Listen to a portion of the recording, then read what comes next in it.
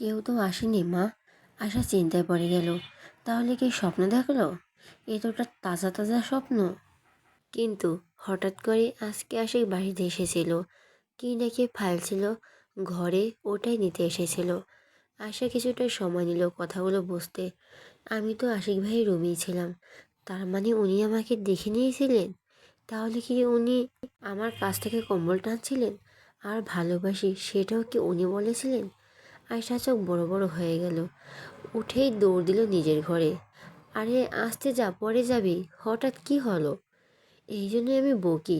আর তোমরা তো আমাকেই দোষারোপ করো। আহা জেসমিন, আমাদের আশা ছোট। ওর কি সেরকম বুদ্ধি হয়েছে নাকি? সামনে 18 বছর হবে আপা। সামনে 18 বছর হবে আপা। এইরকম বয়সে আমার আকাশ হয়েছিল। আর তুমি বলছো ওর বুদ্ধি হয়নি? উহ, তুই মেয়েটার পেছনে লেগে থাকিস কেন? যেমন থাকে থাকতে দে। কোনো কথা বলবো না, তোমরা যা পারো করো। আয়শা বসে বসে ভাবছে, সত্যি কি আশিক থাকে ভালোবাসে বলেছে নাকি না। ভাবতে ভাবতে মাথা ঘুরে গেল। এই নিয়ে বান্ধবীদের জানানো শেষ হয়ে গেল। কারো কিছু হলে সবাই সবাইকে জানায়। এই যেমন নূপুর আদরের সাথে ঘটা ঘটনা সবাইকে বলেছে। নূপুরের বিষয় নিয়ে সবাই চিন্তিত। কি এমন বলবে আদর নূপুরকে? এটা নিয়ে গবেষণা চলছে। কালকে রেস্টুরেন্টে সবাই দেখা করবে। কালকে ঠিক করে নিয়েছে। আয়েশার মন উদাসীন হয়ে আছে, ভালো লাগছে না। তখন একটা উপন্যাসের বই নিয়ে পড়তে লাগলো। উপন্যাস পড়তে কার না ভালো লাগে। মাঝে মাঝে উপন্যাসের নায়কের জায়গায় আশিকে স্থাপন করে আর নায়িকা হিসেবে নিজেকে। পড়তে পড়তে কখন রোমান্টিক কিছু মুহূর্ত আসে, তখন আশিক আর নিজেকে কল্পনা করতেই লজ্জায় লাল হয়ে যায়। সূর্য পশ্চিম আকাশে ডুবে, আকাশের তারামেলা উঠেছে। ছাদে একটু একটু চাঁদ দেখা যাচ্ছে। প্রকৃতির মনোরম নীরব পরিবেশ জানান দিচ্ছে শীতের আগমন বার্তা। ফ্যানের পাওয়ার কমে দিয়ে শুয়ে আছে নূপুর। মেসেজের টুংটাং শব্দের টেবিলের উপর থেকে হাতুড়ে ফোনটা হাতে নিল। মেসেজ অপশনে ক্লিক করে দেখলো আননোন নাম্বার। কে হতে পারে ভেবেই নিচে মেসেজ দিকে চোখ রাখলো, যেখানে ছোট করে লেখা, হাই আমি আদর। দুপুর নিভে যাওয়ার রাগ এখন জ্বলন্ত শিকার মতো জ্বলে উঠল। কি বলবে বলে নিল, গেল।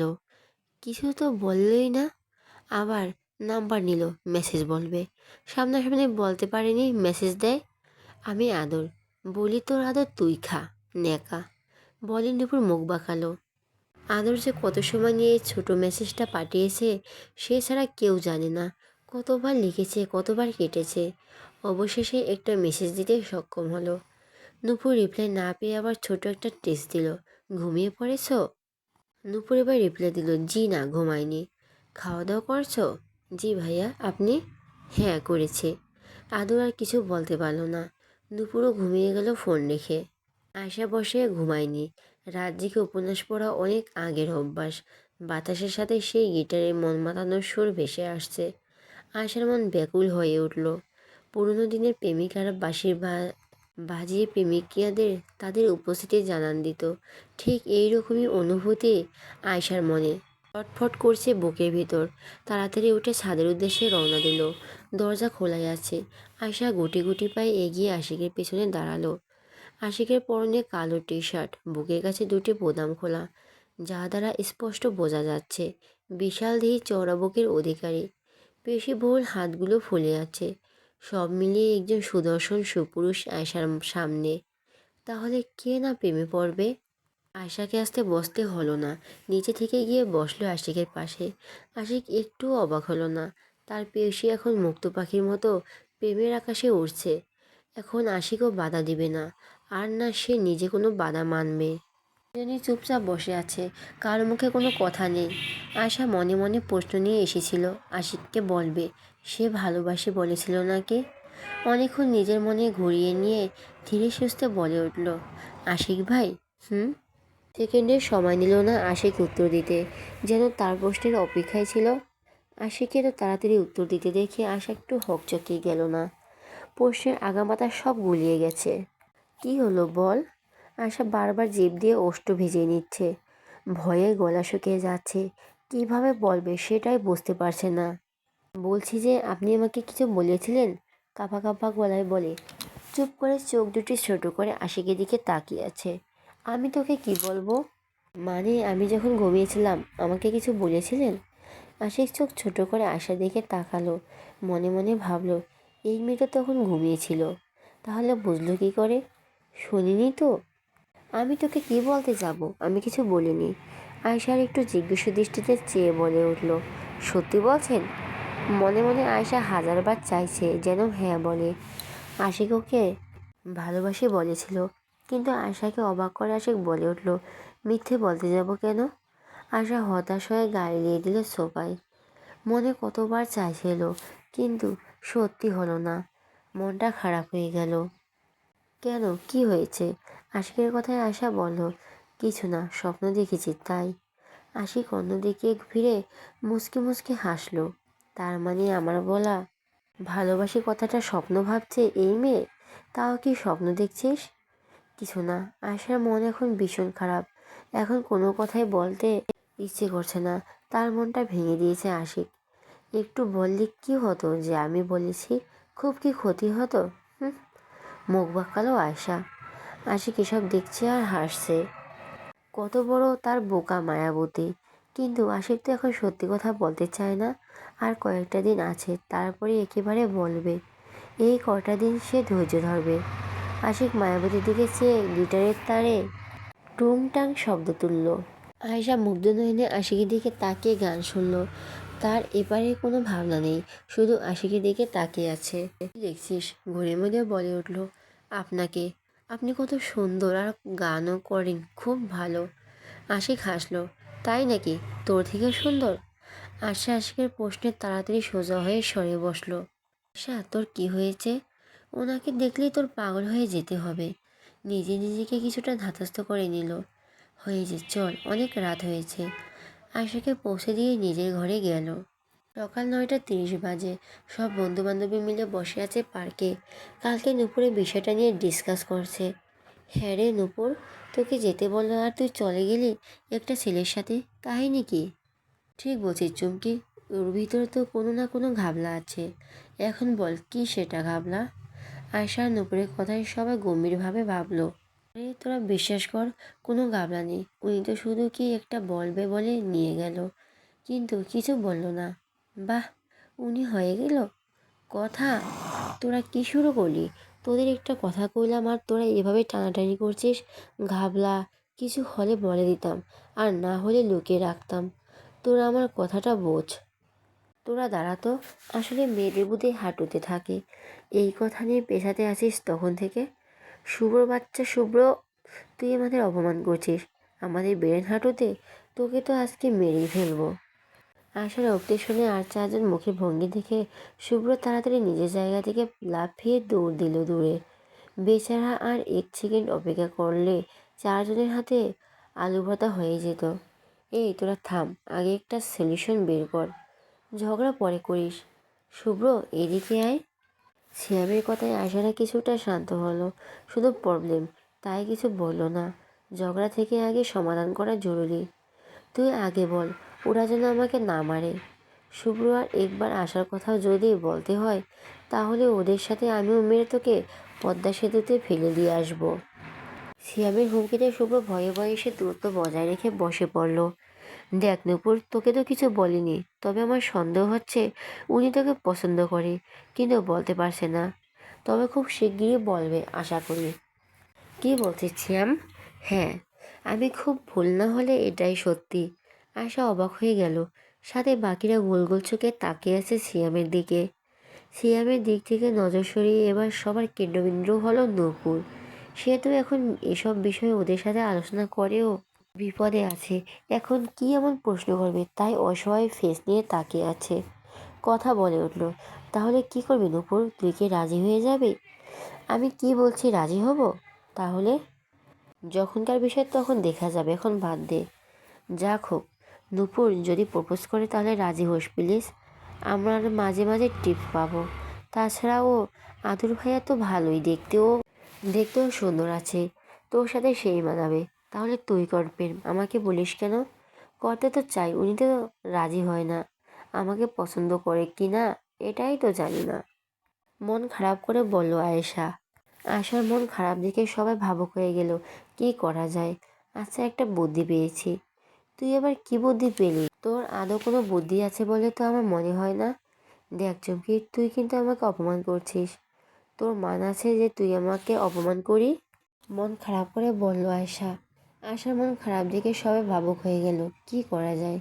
আচ্ছা, একটা বুদ্ধি পেয়েছি। তুই আবার কি বুদ্ধি পেলি? তোর আদৌ কোনো বুদ্ধি আছে বলে তো আমার মনে হয়। দেখ চুমকি, তুই কিন্তু আমাকে অপমান করছিস। তোর মান আছে যে তুই অপমান হবি? কথা তোরা কিন্তু সত্যি আমাকে অপমান করছিস। আয়শা বলে উঠল। অপমান আবার মিথ্যে মিথ্যে হয় নাকি?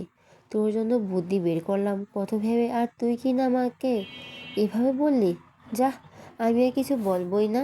আহা, শুভ্র শুভ্র যখন বলেছে ও একটা বুদ্ধি বের করেছে, আগে শুনি তারপর দেখা যাবে ভালো নাকি খারাপ।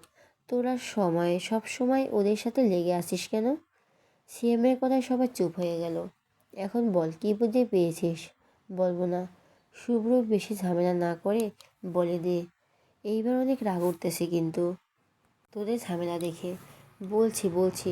সবাই শুভ্র দিকে দৃষ্টি রাখলো শোনার জন্য। তাহলে শোন আয়শা, তুই করবি, খুব ভালো না হলে চলবে। তাই সবাই রাজি হয়ে গেল।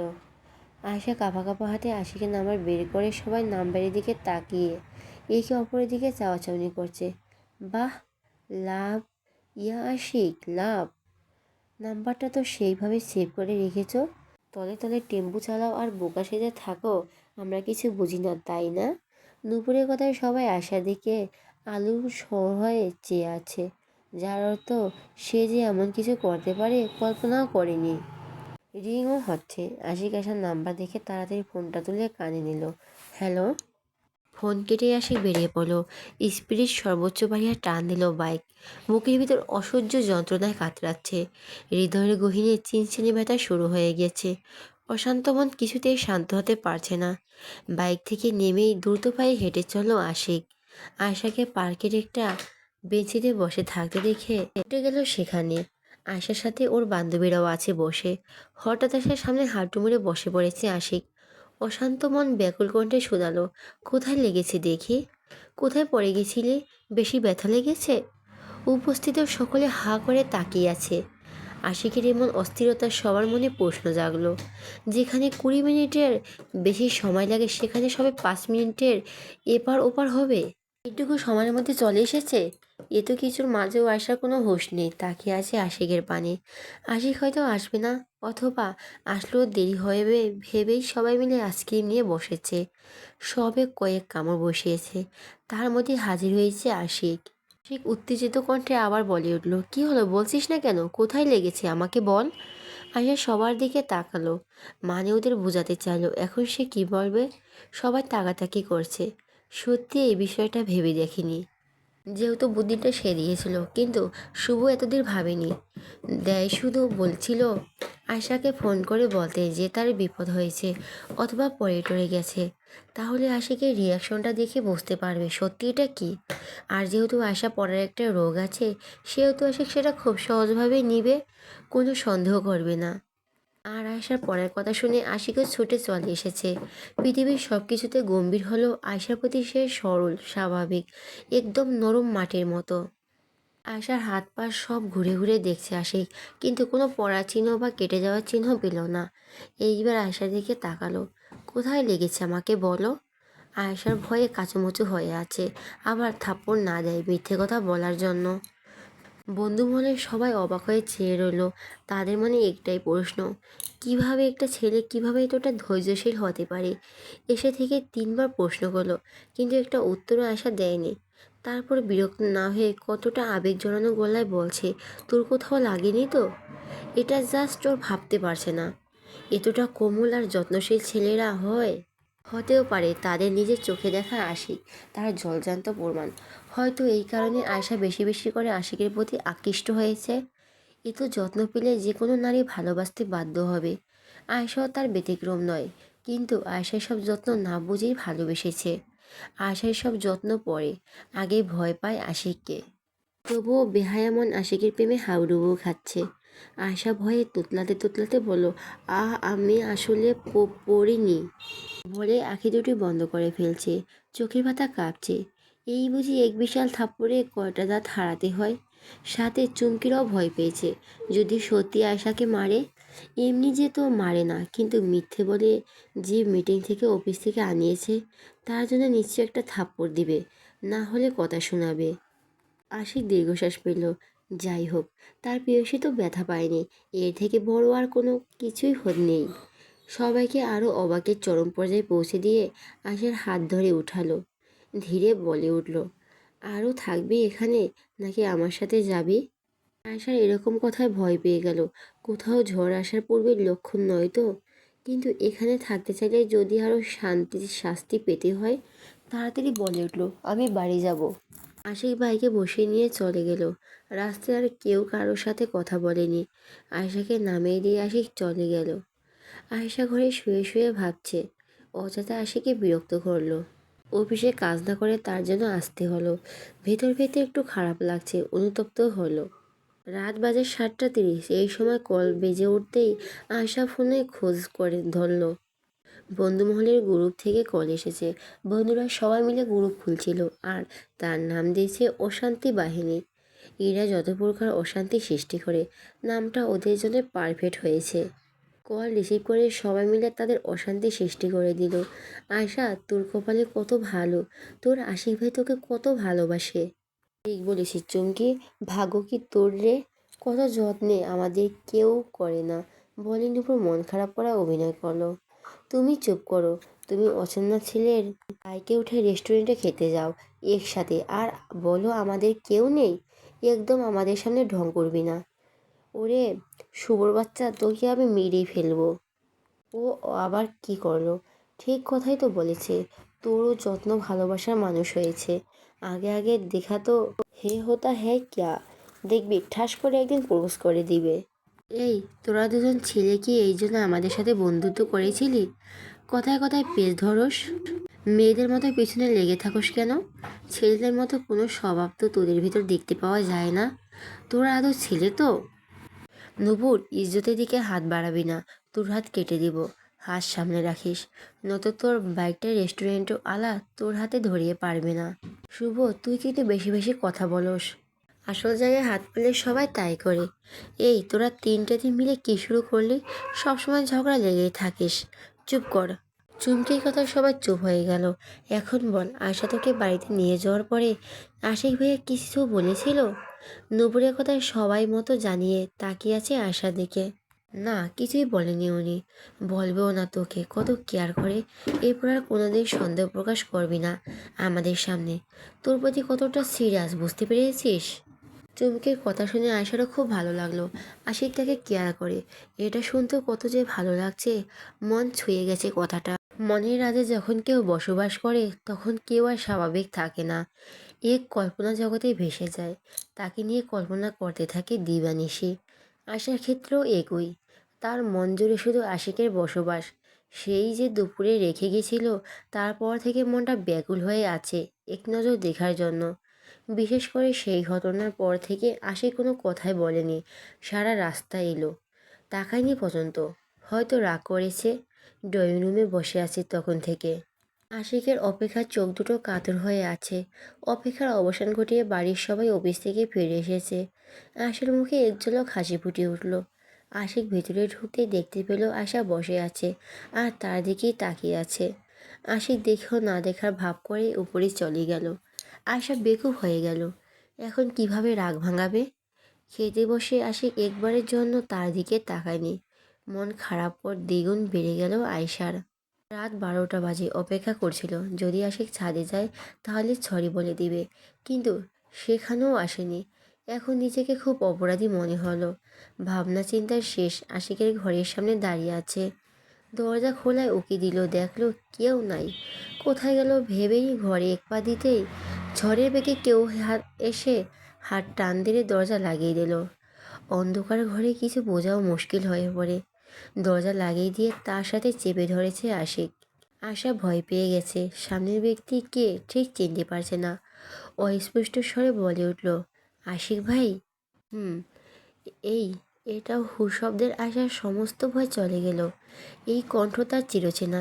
এই কণ্ঠ শুনেই যেন হৃদয়ে ভালোবাসার অনুভূতি জেগে ওঠে। চারদিকে সব কিছু নতুন নতুন লাগে। অন্যদিন ভয় পেলেও আজকে একটু শক্ত হয়ে আছে, কারণ ক্ষমা চাইতে হবে।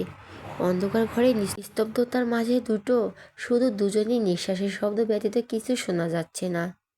আয়েশা কাঁপাকাঁপি কণ্ঠে বলল, আশিক ভাই। সামনের ব্যক্তি থেকে আবার উত্তর এলো, হুম। সরি, কেন? তখন আপনাকে মিথ্যে বলে অবশ্যই থেকে এনেছি, তাই। বলি মাথা অপরাধী নিয়ে নিচু করলো। অন্ধকারে আশিক হাতের আঙ্গুল ধরে মুখটা উপরে তুলল। আর কিছু বলবে? আশা হতবাক, এখনো তাকে ক্ষমা করেনি। অন্ধকারে আশিক শার্টের এক কোণা ধরে টানাটানি করছে। আমি সরি বলছি, আমাকে মাফ করে দেন। এরকম ভুল আর করব না, সত্যি বলছি। আশিক মুচকি আসলো। যা আয়শার চোখে পড়ল না অন্ধকার ঘরে। আয়শাকে ছেড়ে দিয়ে দূরে দাঁড়ালো। আমি আর এরকম কখনোই করব না, সত্যি বলছি তো। আর কখনো আপনাকে কল দিব না। তাও আবার আমার উপর রাগ করে থাকবেন না। ক্ষমা করে দিতে পারি, যদি আমার একটা কাজ করে দেস। কী কাজ বলুন? ওয়াশরুমে আমার জামা কাপড় আছে, ধুয়ে দিবে? ঠিক আছে, দিব। এখনই নাকি সকালে? ক্ষমা তোর কখন চাই, এখনই নাকি সকালে? এক্ষুনি। বলি আশা ওয়াশরুমে হাতুড়ে হাতুড়ে যেতে লাগলো। আশিক লাইট জ্বালিয়ে দিল। ওয়াশরুমের ভেতর থেকে আয়শা আশিককে ডেকে উঠলো, আশিক ভাই। হুম। সব কাপড় তো ধোয়া আছে।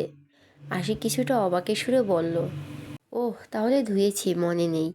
আমি কি আবার ধুয়ে দিব? সাথে সাথে আশিক বলে উঠল, না দরকার নেই, কাপড়গুলো মেলে দে, তাহলেই হবে। আশিকের কথা মতো আশা কাপড় বালতি নিয়ে বারান্দায় গেল।